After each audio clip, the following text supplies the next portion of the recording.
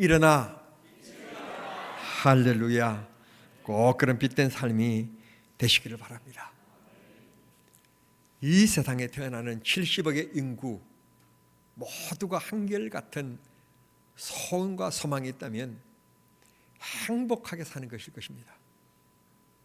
여러분, 그게 배부름은 아니고 넓은 땅은 아닐지라도 정말 오손도손 걱정 근심 걱거리 없이 행복하게 사는 게 아마 이 세상에 태어난 모든 사람들의 한결같은 꿈일 것이라고 생각합니다. 그런 꿈을 이루기 위하여서 우리는 공부도 하고, 그런 꿈을 이루기 위하여서 우리는 사업도 하며 새벽 일찍 일어나 직장에 출근도 하는 것입니다. 또 사랑하는 사람을 만나서 가정을 이루고 결혼을 하게 되는 겁니다.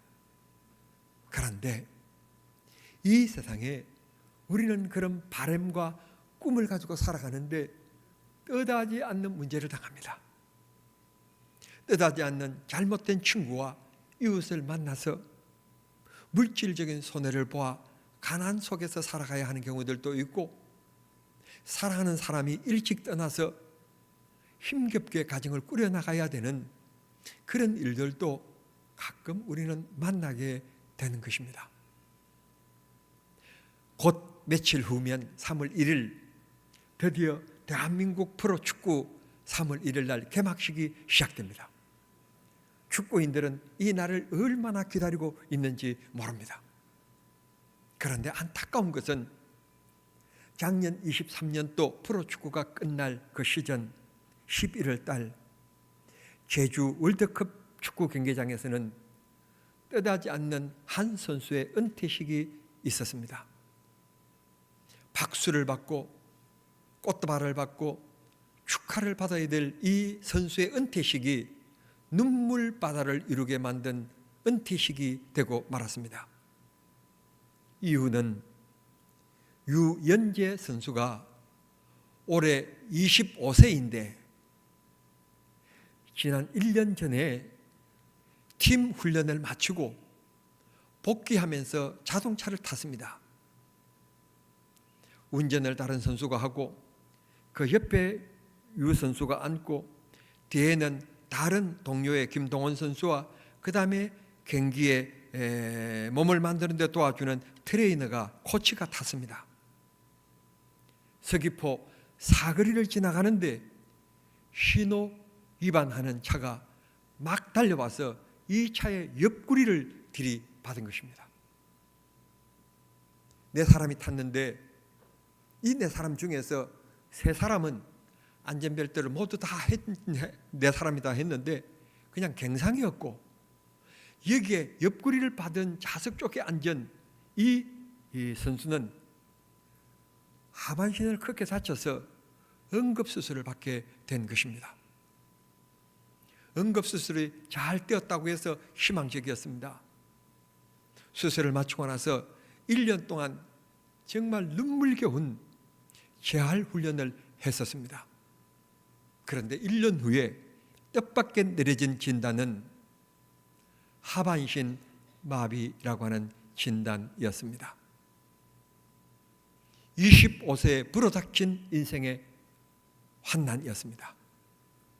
결국 그는 휠체어에 의존해서 월드컵 경기장에 나타나 은퇴식을 치르게 되었는데 온 관중들이 박수를 보내면서도 함께 울음을 터뜨려야만 했었습니다. 운동선수가 한참 그라운드를 뛰어야 될 25살 젊은 나이, 꿈과 희망과 정말 미래를 향하여서 뛰어야 될 이 선수가 발을 쓸 수 없어서 휠체어를 타고 평생을 그렇게 살아야 된다는 것입니다. 얼마나 억울하고 원통하고 정말 생각지도 못한 마른 날의 벼락과 같은 인생의 위기가 찾아온 것입니다. 이 선수가, 이 부모가 이런 생각을 0.1%라도 했겠습니까? 전혀 생각지 못한 사건, 그것도 회복 불가능한, 평생을 그렇게 살아야만 하는, 정말 이 선수에게는 좌절이라고 하는 단어 외에는 더 어울리는 단어가 없는 그런 인생이 되고 만 것입니다.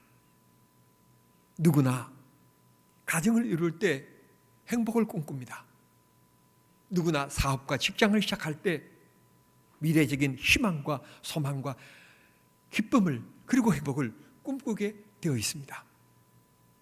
그런데 그렇게 기둥같이 믿고 있던 남편이 세상을 갑자기 떠나게 된다면 어떻게 되겠습니까? 정말 이 세상에 어떤 말도 위로가 되지 않을 것이며 힘이 되지 않을 것입니다. 오늘 성경 본문에 보면 선지생도라고 표현합니다. 오늘 우리말로 얘기한다면 목사가 되겠다고 신학교에 가서 공부하고 있는 신학생입니다. 늦게 신학을 했는지 그에게는 두 아들이 있었고 가정의 가장으로서 가정을 따뜻하게 잘 이끌어가야 하는데 무슨 일인지 사고인지 병인지 이 남편이 세상을 떠나게 된 것입니다. 단순히 이 남편이 세상을 떠났다고 하는 곳에 문제가 있는 게 아니라 이 남편이 살아있을 때 가정이 너무너무 가난했는지 남에게 돈을 많이 빌리게 되었다는 것입니다. 돈이 조금이라고 하는 양이 아니라 자녀들을 che주가 와서 노예로 삼을 만큼, 당시에 돈을 많이 빌려갔는데 돈을 갚을 능력이 없으면 그 가족을 노예로 갖다 끌어다가 쓰는 사회적인 관리가 있었기 때문에 아들을 종으로 끌어가려고 하는 것 보면 빚이 조금이 아니라 우리가 생각하는 것 이상의 많은 빚을 진 것 같습니다. 그러니 이 여인이 어떠하겠습니까? 밥을 먹은들 밥맛을 알며 밤이 된들 단잠을 잘 수 있겠습니까? 이 여인에게는 정말 한숨과 눈물밖에 없었을 것이며 돈을 갚으라고 재촉하며 찾아오는 che주를 만날 때는 정말 혈압이 오르고 가슴이 뛰어서 숨쉬기가 힘들었을 것입니다. 얼마나 괴로웠을까요? 얼마나 인생이 참담했을까요? 도와줄 사람 없는 얼마나 외로웠을까요? 그런 이 여인이 엘리사를 찾아갑니다. 구약 성경에 선지서들이 여러 권 있는데 선지서 가운데서 특별히 열왕기상은 특별한 특징을 가지고 있습니다. 열왕기상 하에는 이스라엘과 유다의 왕 40명들이 다 등장합니다. 그런데 이 열왕기상 하서에 특별적인 주제 하나가 있는데 열왕기상은 하나님의 종 선지자 엘리야를 중심으로 기록하고 있고 열왕기하는 엘리야의 제자인 엘리사의 중심으로 열왕기하가 기록되고 있는 것을 볼 수 있게 됩니다. 하나님은 40명의 왕들이 있었고 많은 사람들이 있었지만 특별히 그 시대, 암울한 시대, 힘들고 어려운 시대는 하나님께서 엘리야를 통하여서 수많은 기적을 베풀으셨으며 엘리사를 통해서 엘리야보다도 갑절의 역사를 이루셨던 것을 우리는 볼 수 있게 되는 것입니다. 성도 여러분, 여기서 한 가지 결론적인 말씀이긴 합니다만 우리가 기억하실 것은 우리가 평안하고 안전하고 건강할 때보다 어려운 문제가 생겼을 때, 한숨 쉴 일이 생겼을 때 그때 이 여인에게 우리는 지혜를 배워야만 합니다. 앉아서 한탄하고 있고 땅을 두드리고 있고 눈물 흘리고 있는 것이 아니라 이 여인은 바로 하나님을 찾아갔습니다. 그리고 주의 종을 찾아갑니다. 가서 자기의 형편을 얘기하는 것입니다. 나를 도와주십시오. 문제를 당했는데 해결할 수가 없습니다. 남편이 죽음으로 가정이 무너져 버렸습니다. 가정에는 남편이 지고 간 비조로 말미암아 che주가 날마다 찾아와서 마음을 힘들게 만들고 있습니다. 도와주십시오. 길을 열어주십시오. 간절히 부탁드립니다. 이 얘기를 들어보는 이 엘리사가 참 난감했습니다. 이 사람이 살아가며 이런 경우도 있을 수 있구나. 이런 괴로운 사람들도 세상에 있구나. 엘리사가 다른 말 하지 않습니다. 문제 해결의 길을 놨습니다. 너희 집에 혹시 뭐가 있는 건 없냐? 쌀은 없냐? 밀가루는 없냐? 뭐 통장은 없냐? 좀 숨겨놓은 돈은 없냐? 이 여인이 답변하지 않습니까? 내가 지금 가지고 있는 것은, 내 수중에 있는 것은 아무것도 없고 생활의 가장 기초적인 밀가루와 이 기름, 밀가루를 반죽해서 기름을 부어서 튀겨서 이게 식사인데, 이제는 그 식사의 기본적인 밀가루도 다 떨어지고 없고 조금 병에 기름이 좀 있을 뿐이. 이 얼마나 애처로운 모습입니까? 이 얼마나 눈물 나는 가난의 모습입니까? 적어도 하나님의 종이 되겠다고 낯선 가정인데 하나님이 하늘문을 여셔서 금덩어리라도 내어리 주시지 않더라도 이런 가난주면, 즉 사람이 적어도 먹어야 되는 거니까 먹는 문제만큼은 해결해 줘야만 되지 않겠습니까? 참 안타까운 가정입니다. 흔히 사람들이 희망을 노래하고 꿈을 얘기합니다만 이런 가정에 무슨 꿈이 있으며 무슨 희망이 있겠습니까? 무슨 웃음이 있고. 그런데 이 여인을 보십시오. 내 남편이 하나님을 얼마나 사랑하고 의지했는지는 당신이 아시지 않습니까? 우리 남편은 불의한 일을 행한 일이 없고 자기가 노력하지 않는 문제에 대해서, 물건에 대하여 탐욕을 부린 일이 없습니다. 정직한 사람이었고 하나님을 절대 의지하는 믿음의 사람으로 산 내 남편입니다. 당신이 아시지 않습니까? 도와주십시오. 엘리사의 물음대로 기름 한 병밖에 없습니다. 그래, 그렇다면 너와 두 아들이 이웃집에 가서 기름을 담기에 합당한 그릇들을 빌려와라 라고 말합니다. 주의 종의 말씀대로 이 세 사람은 동분서주 앞집, 뒷집, 옆집으로 뛰어다니면서 기름 담을 만한 그릇들을 빌리기 시작했습니다. 기름 담을 만한 그릇. 엘리야는 주의 종일 뿐 돈을 많이 가졌거나 은행에 통장을 가진 사람이 아닙니다. 그가 부유한 사람이기 때문에 경제적인 도움을 얻을 수 있다고 믿어져서 엘리사를 찾아간 것이 아닙니다. 오직 하나님의 능력을 믿고 엘리사를 찾아간 것입니다.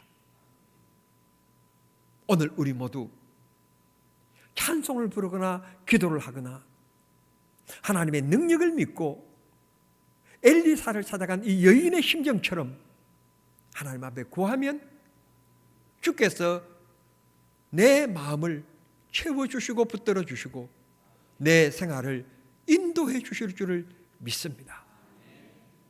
우리 하나님은 저는 확실히 믿습니다. 우리 하나님만한 분이 없습니다. 우리 하나님만큼 의지해서 실망할 분이 없습니다. 사람은 믿고 사랑하고 의지해보지만 실망하는 경우들이 많습니다. 그러나 우리 하나님을 의지하고 믿고 의지하면 실망시키지 않습니다. 하나님은 말씀하시고 말씀하신 것을 이루시는 전능하신 약속의 하나님, 언약의 하나님인 것을 우리는 너무 잘 알고 있는 것입니다. 우리가 가끔 아프면 병원을 찾아갑니다. 병원을 찾아가서 의사에게 얘기합니다. 의사 선생님, 요즘에 이게 소화가 잘 안 되고요. 이 자기 맹치 끝이 칙치 오르고요. 아마 이 소화불량인 것 같는데 소화약 좀, 소화 잘 되는 약 좀 주십시오. 내가 먼저 의사 앞에서 의사 노릇합니다. 의사 앞에서 의사 노릇 먼저 합니다. 그러면 의사는 내 말을 귀담아 듣지 않습니다. 무시해버립니다. 그리고는 청진기를 갖다가 제 배에 갖다 댑니다. 그래도 무슨 원인을 찾아내지 못했는지 피검사를 하자는 겁니다. 피검사를 합니다. 수치가 좀 이상하다는 겁니다. 좀 정밀한 사진을 찍어봐야 되겠다는 겁니다. 정밀한 사진을 찍었더니 배에 물이 찼다는 것입니다. 약을 먹으면 호전될 거니 걱정하지 말라는 겁니다. 아니, 나는 맹치 끝이 아프고 치오르길래 나는 소화가 잘 안 되는 줄 알고 의사에게 소화약 달라고 그랬는데 원인을 알고 보니 배에 물이 찬 겁니다.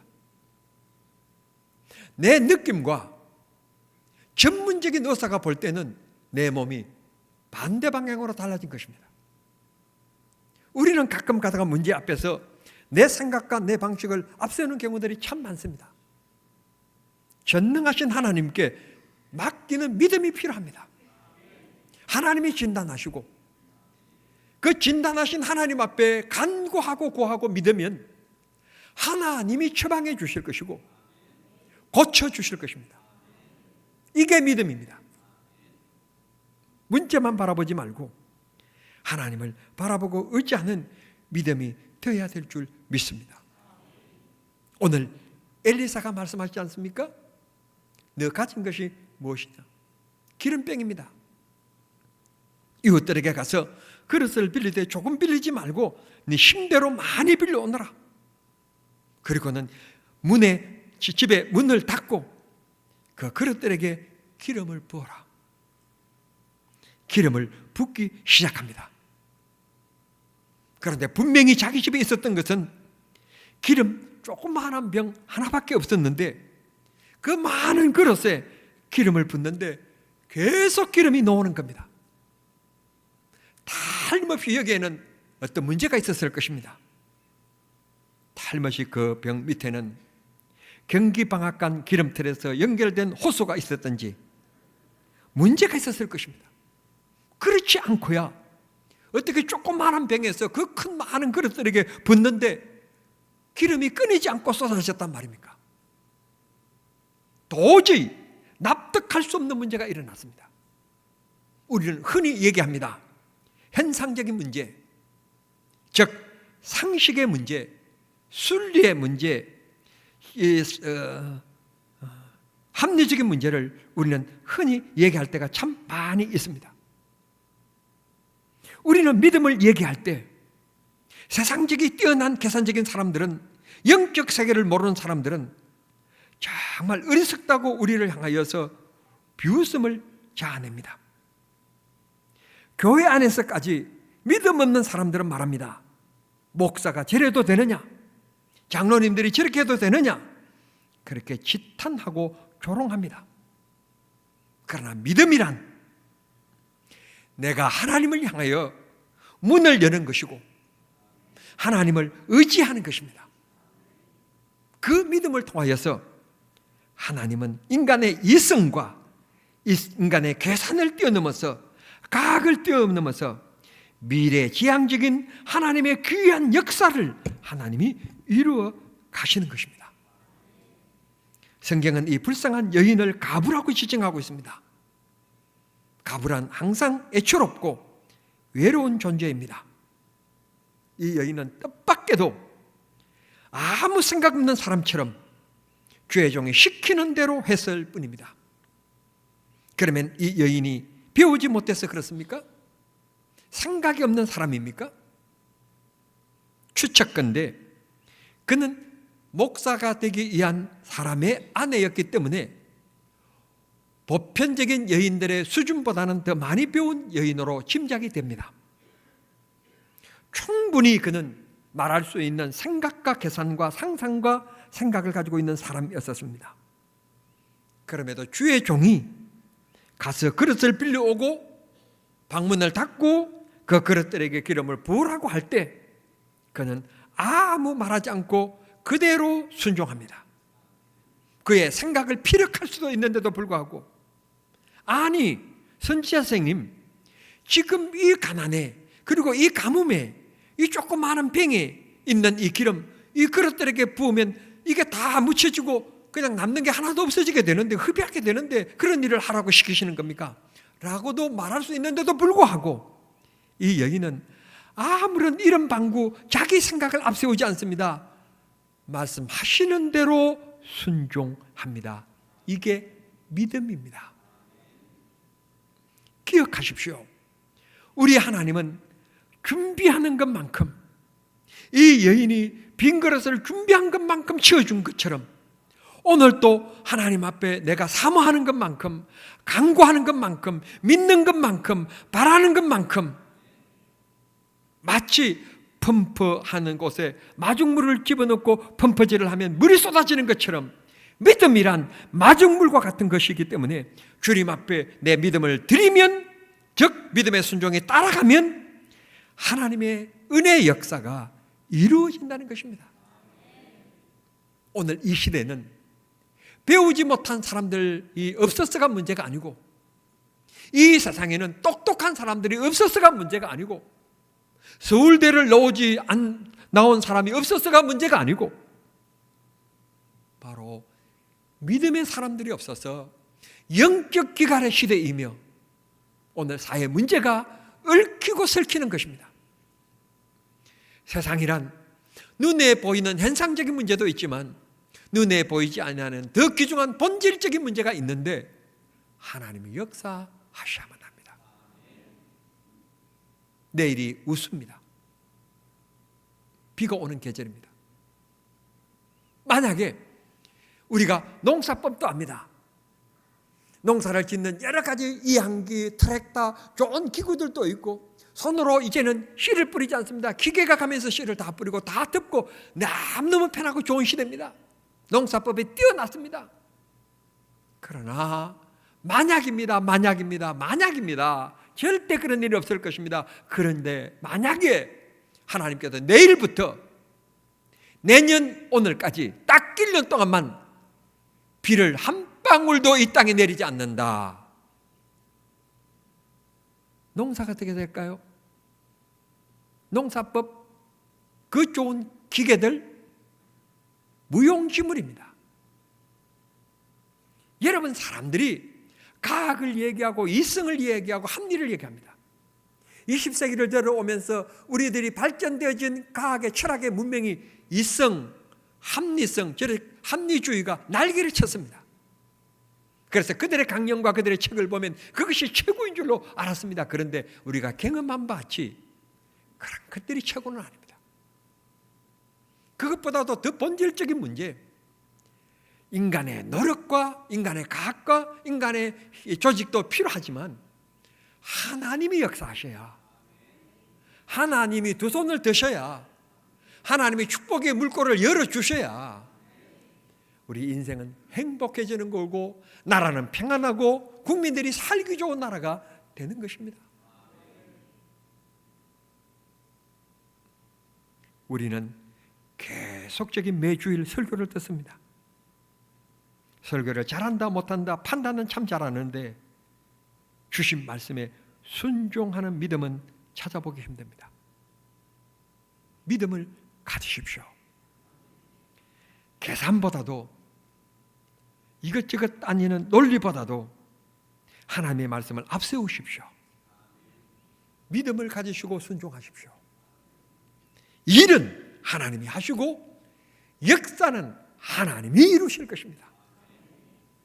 정남종안교회는 하나님이 이루셨고 하나님이 일하셨습니다. 적어도 정남종안교회만 봐도 하나님이 일하시는 것, 하나님이 살아계시는 것. 여러분, 정남종안교회 목사가 똑똑합니까? 목사가 배운 게 많습니까? 얼굴은 잘생겼지만 뭐가 있습니까? 오늘도 주일 예배 많은 성도들, 이렇게 많은 사람들을 몇백 명을 제가 안 수는 없지만, 그러나 몸이 아픈 분 딱 오늘 3분만 놓으십시오. 매주일마다 3분만 불러내가지고 제가 기도하면 그냥 병이 낫는 겁니다.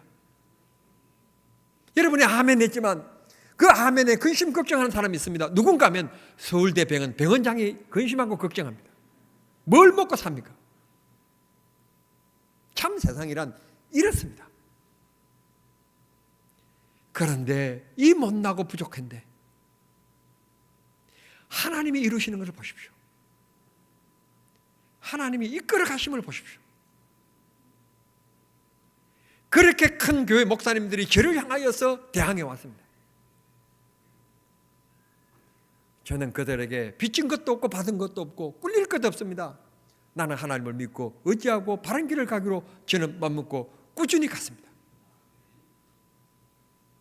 하나님이 하셨잖아요.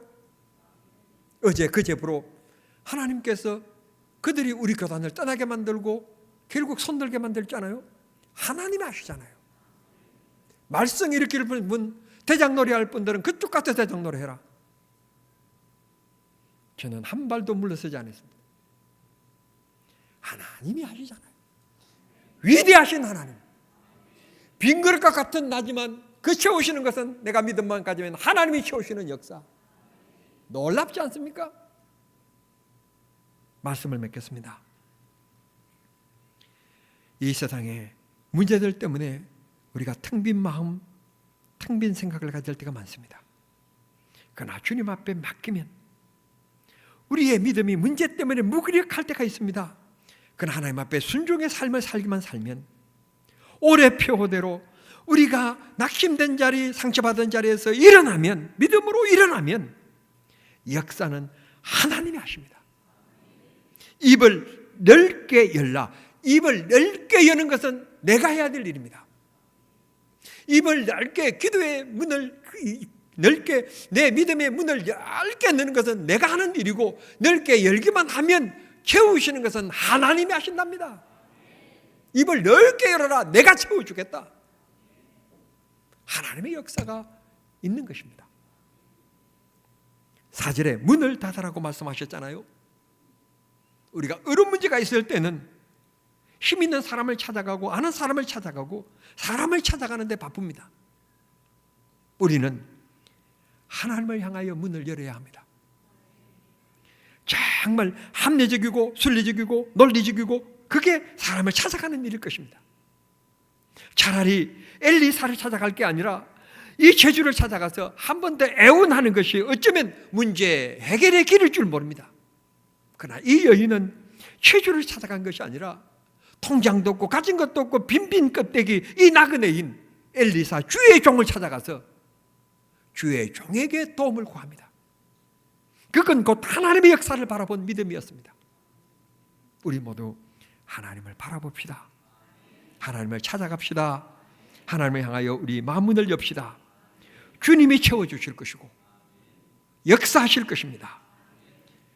하나님께서 준비된 믿음만큼 채워주신 하나님이라는 것을 기억하시면서 하나님 앞에 큰 믿음의 그릇을 가지고 하나님이 날마다 귀하게 역사하시는 우리 정남중앙의 모든 성도들이 되실 수 있게 되기를 우리 주님 이름으로 축원합니다.